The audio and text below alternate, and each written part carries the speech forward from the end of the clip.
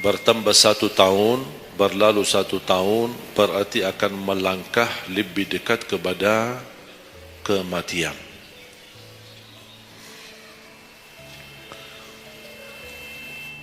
Sebenarnya bukan berapa usia kita, tapi apa isi usia kita. Isinya apa? Dan sebagaimana Rasulullah SAW menjelaskan di hadis yang sahih, di hari kiamat dan tidak akan tergeser kaki seorang sambil ditanya oleh Allah 4 pertanyaan. Berarti kita akan menghadapi 7 pertanyaan. 3 di kuburan, menghadap munkar nakir, man rabbuka, ma dinuka, man nabiyuka. Yang tersisa 4 nanti di hari kiamat, sebelum dimulai hisab, sebelum tergeser kaki kita ke surga maupun ke neraka, ditanya oleh Allah Subhanahu wa taala 4 pertanyaan. Yang pertama, lan tazula qadama 'abdin yaumal qiyamah hatta yus'ala an 4. Tidak akan tergeser kaki seorang di hari kiamat sampai ditanya oleh Allah SWT 4 pertanyaan. Yang pertama, an umurihi fima afnah.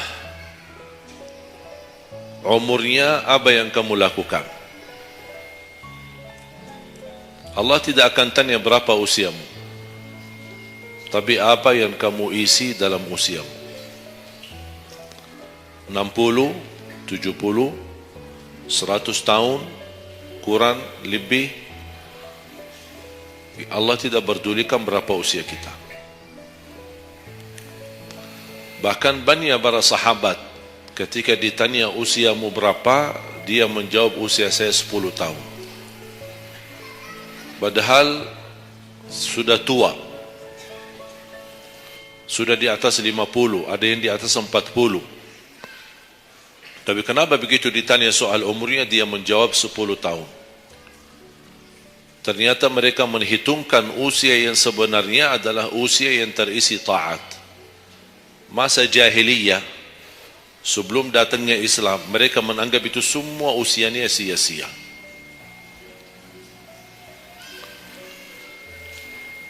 Berarti kalau ada orang muslim tidak salat sama sekali sampai usia 50 tahun, semua usianya sia-sia. Karena tidak ada ibadah satupun yang diterima kalau tidak pernah salat. Biarpun dia haji setiap tahun, puasa setiap Ramadan, dia bersedekah berinfak setiap hari, tapi tidak pernah salat 5 waktu sama sekali, sia-sia amalannya. Karena pertama yang akan dihisab oleh Allah salatnya. Kalau salat itu beres, baru akan ditanya yang lain. Kalau salatnya tidak ada, Allah tidak perlu bertanya yang lain. Makanya saya selalu berkata, khususnya para pemuda-pemudi, seberapapun dosamu, jangan tinggalkan salat. Sebesar apapun dosamu, jangan tinggalkan salat. Karena salat itu ibadah yang langsung menyambungkan kita sama Allah. Tali hubungan kita sama Allah. Kalau tali hubungan kita sama Allah terputus, tidak ada tali yang bisa sambung lagi. Dan selama anda menjaga salat, berarti masih ada harapan masuk dalam golongan yang akan diampuni Allah. Ada ampunan, ada harapan ampunan. Tapi kalau tidak salat, terus bagaimana Allah ampuni kalau tidak mau bertaubat? Banyak orang berkata, saya malu. Atau dia merasa ada bisikan di hatinya. Buat apa lo salat? Ngapain? Perilaku kamu aja tidak benar. Sama orang tua aja tidak benar. Dosamu tidak pernah henti-henti.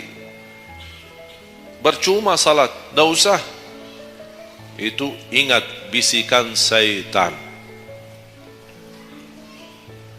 Karena syaitan ingin semuanya sekali-kali rusak.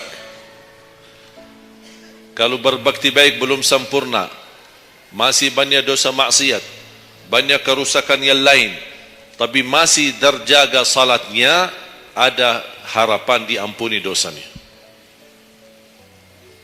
Jangan sampai syaitan berhasil menggoda kita sekalian tidak salat. Oh, sudah hancur, sudah rusak yang lain, ditambah lagi parah, tinggalkan salat.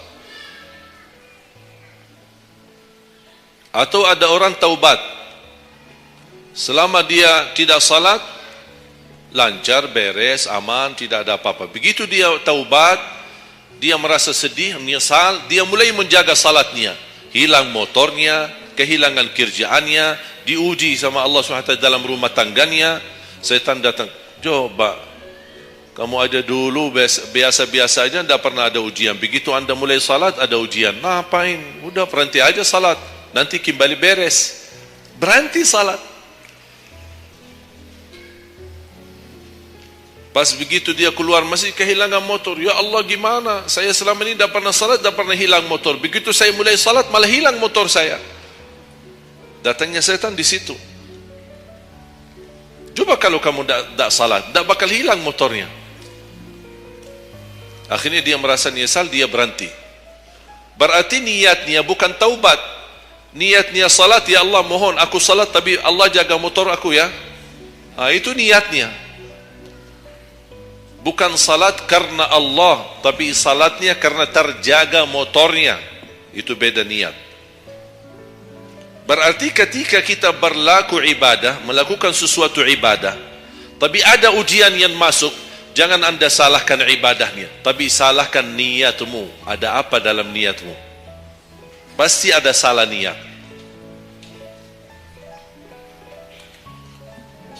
Dan itu inti daripada umur kita. Allah berikan 60 tahun. Kemarin saya hitungkan, kalau standar umur umatku kata Rasulullah kan 60 sampai 70. Itu kira-kira kurang lebih. Ada yang lebih tua, lebih panjang usianya, ada yang lebih muda. Tapi standar kata Rasulullah SAW, a'maru ummati baina 60 wa 70. Standar umur umatku antara 60 sampai 70. Ada yang melebihi dari itu, tapi sedikit sekali dibanding yang lebih muda. Saya kemarin hitungkan 60. Apa yang kita lakukan di dalam usia 60 tahun. Dari lahir sampai balik. Sampai tahun berapa? 15? Kita sepakat 15? 15 tahun. Berarti sebelum balik belum taklif. Sebelum balik belum taklif. Haji boleh tapi tidak wajib, karena syarat haji harus balik. Syaratnya harus balik, walaupun diperintahkan, dibiasakan untuk melaksanakan salat. Tapi anggaplah bedun taklif, belum ada taklif, belum ada kewajiban, berarti 15 tahun itu sia-sia. Dia potonglah dari 60, berapa sisa? 45. Tidur sehari berapa jam? Hah? 8? Boleh kita sepakati angka 8? Ya, kita bicara standar. Katanya menurut kesehatan, tidur yang normal dan pas dan cukup adalah 8 jam. Anggaplah 8 jam tidur. Ada yang tidur 12 jam. Ada yang tidur bangun, salat tidur bangun, salat tidur bangun. Kalau hari libur, dia tidur, tidak capek tidurnya. Begitu bangun, ya Allah begal badan saya, tidur lagi.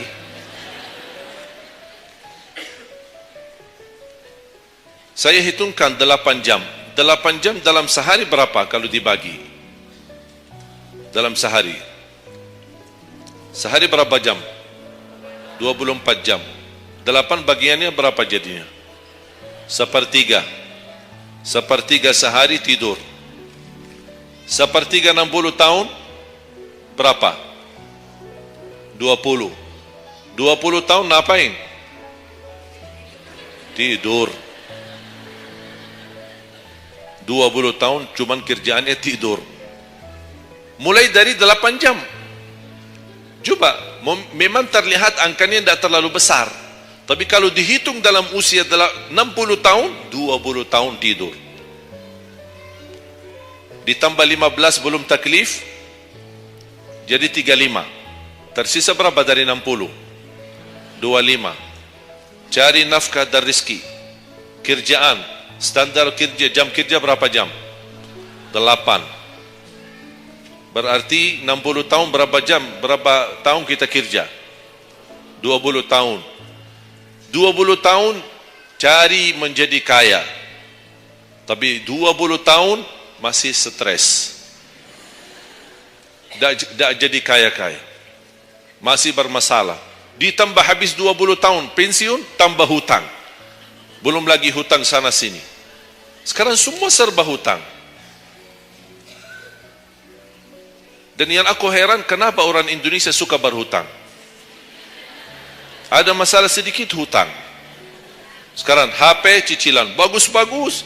Begitu saya kemarin diajak sama teman foto, saya lihat HP ini, Masya Allah HP yang terbaru ini. Maaf Pak, cicilan. Jadi jangan ditipu, jangan tertipu ketika anda melihat handphone baru sama orang, langsung anda baik sangka barangkali cicilan. Tak ada yang sanggup cash. Cash itu 12 juta sampai ada 15 juta. Bawa mobil yang mewah, cicilan. Begitu pindah rumah, cicilan. Jalan-jalan besok juga nikah, cicilan. Semua serba cicilan. Dan terpengaruhi dengan promo sana ini, ada ini non persen, non ini apa, sini beli satu dapat satu, dan semua serba hutang. Tanpa kita sadar, tidak sadar, memang mudah kita awal-awalnya berhutang, tapi begitu sudah jatuh tagihannya pusing. Memang hutang ini bikin aku stres. Ada orang minta sama saya amalan. Ada enggak amalannya supaya saya bisa mengatasi masalah hutang ini? Saya bilang mudah amalannya, jangan berhutang lagi. Mudah. Sudah selesai. Hutang itu di dalam Islam dibolehkan kalau sudah benar-benar keadaannya darurat. Sudah tidak ada solusi, tidak ada jalan, tidak ada yang bisa bantu, tidak ada yang bisa menolong. Akhirnya terpaksa, dan hati-hati dari riba. Jangan terpaksa nanti beralasan, ya Allah saya terpaksa menggunakan pinjaman bank tapi riba. Pinjam 100 juta kembalikan 120 juta. Dosa besar. Masih lebih ringan dosa zina sama ibu daripada terima uang riba. Nauzubillah min zalik.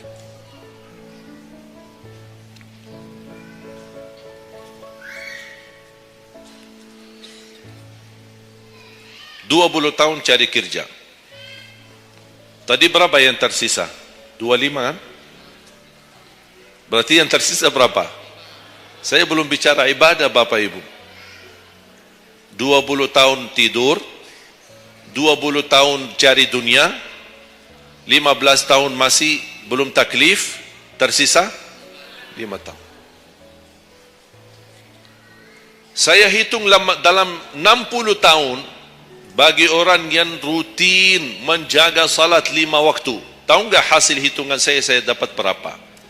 Anda jaga salat selama 60 tahun, itu menghasilkan ibadah cuma 2 tahun 7 bulan. Total salatmu dalam 60 tahun 2 tahun 7 bulan.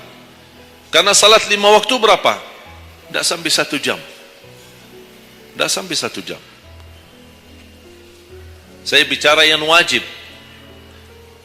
Ada, bagaimana saya hitung kalau ada orang yang tidak salat sama sekali? Na'udzubillah, sudah habis sia-sia umurnya kalau tidak salat sama sekali.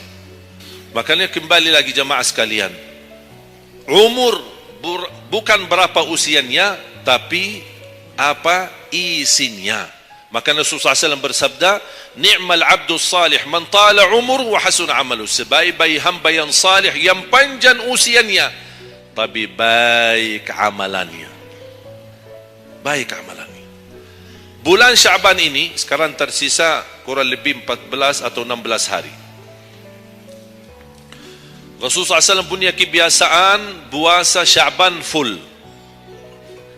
Sampai kata Siti Aisyah, tidak pernah aku melihat Rasulullah puasa 1 bulan penuh selain bulan Ramadan sebagaimana di bulan Syaban. Penuh ni Rasulullah SAW. Bukan nisfu. Setiap datangnya Syaban ditanya nisfunya, mana nisfu Syaban? Nisfu.